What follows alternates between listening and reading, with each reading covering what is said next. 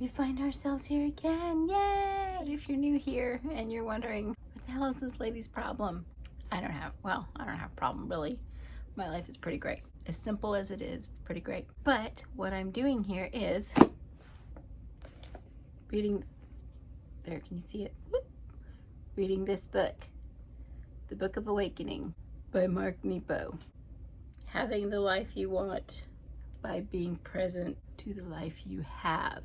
Why am I doing it? Because someone told me I should stop saying the voices in my head.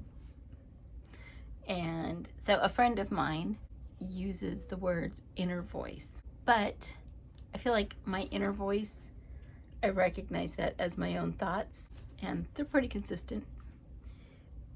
These other voices, though, are usually much smarter and have much better ideas.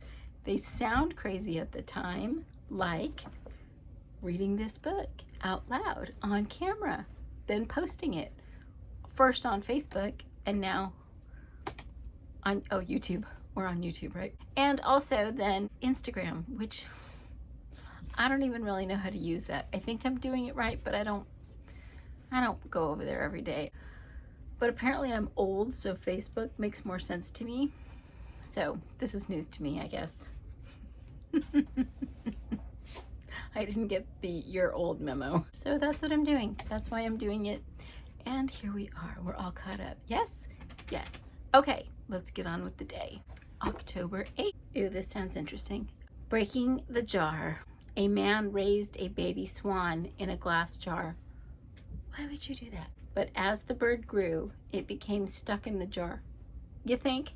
The man was caught now, for the only way to free the thing was to break the jar, killing the swan. Don't do that. It's a Zen saying. Well, that doesn't feel very Zen to me, but of course, I probably don't really even know what Zen is. So there you go. It seems like an asshole thing to me.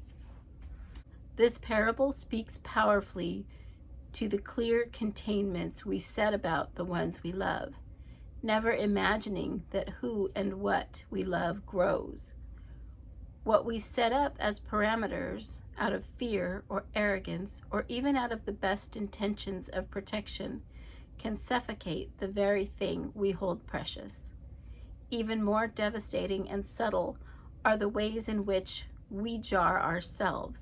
If our mind is the man raising the baby bird, then the swan is our heart.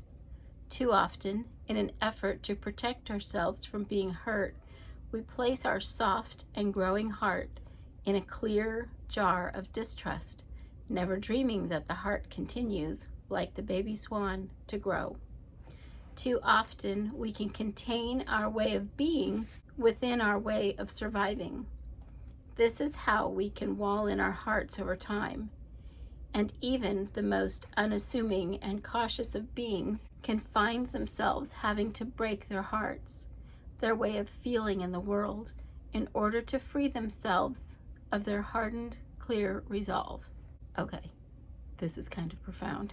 But many of us simply live within the hardness, if we can call such a constraint living. With such suffocation of heart and mind, Rachel Naomi Remen wisely asks, is it possible to live so defensively that you never get to live at all?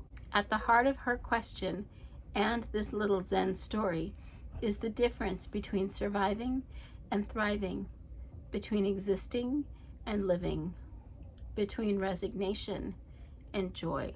Ooh, I totally agree. As human beings, our distrust builds a hardened resolve over our innocence, the way that silver tarnishes when exposed to air. Only the quiet, daily courage to be can let the air soften our hearts again.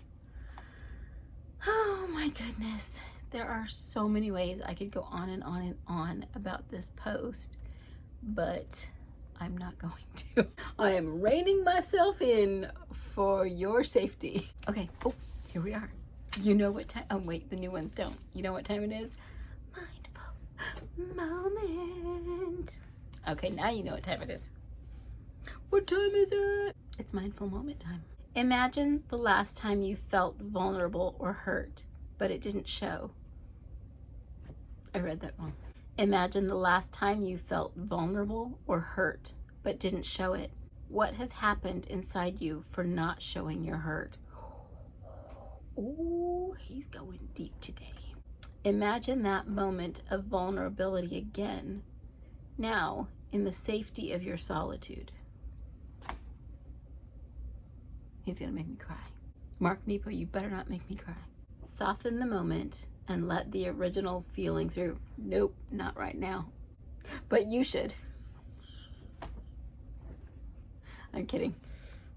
No, especially not if you've just done your makeup. Don't do that. Receive yourself the way you would have wanted others to.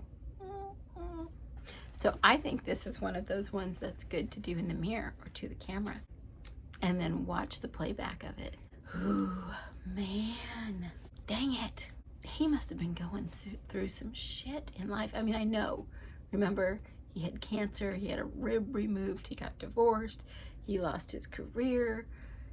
That is some dark night of the soul, deep stuff. But look what it brings up. Look what that does. Putting it out there to the universe or whatever you believe in, and just letting the universe or the earth or God or whomever you believe in as a higher power, let them mulch that and give it back to you. This is the kind of stuff that comes out of it. Holy mackerel tuna. That doesn't even make sense. All right, my lovies, what are we doing today? Drinking water. And what are we doing before we drink the water? Telling ourselves and the water how wonderful we are, how appreciated we are, how artful in our own living that we are, how inspired we are, how inspiring we are, how joyous we are, how creative in every aspect of our life, even if it's just making some breakfast or some coffee. Get out that fancy china cup or your favorite mug, because you know why? Why not? That's why. Answering a question with a question. Just do it. Why not? Live your life. Live every day like it's just the best day ever. Just the way SpongeBob does. Thank you, SpongeBob. I love you. I love you and Mark Nepo. And I love you. Wait. And I love you. And I'm so glad you came today. I'll see you tomorrow.